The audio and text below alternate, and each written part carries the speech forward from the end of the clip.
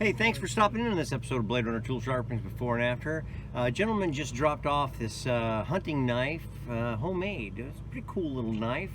I'm not quite sure what they made. Kind of looks like a spring steel, possibly leaf spring steel. Nice little finger guard there, all brass.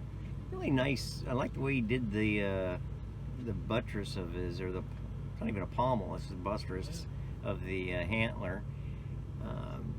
Carved it out a little bit. We're going to sharpen this bad boy up and clean it up a little bit, and we'll show our results when we return.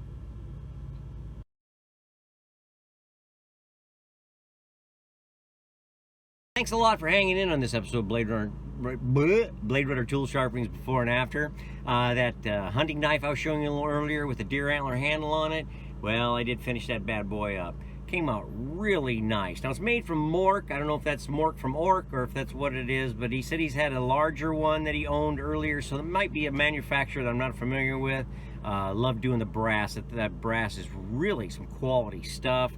The deer antler handle, it intrigues me the way they carved out that handle, so I'm wondering if maybe they had designed it for a pommel or something else, who knows, or if that's just the way it was and he didn't want to cut it all off.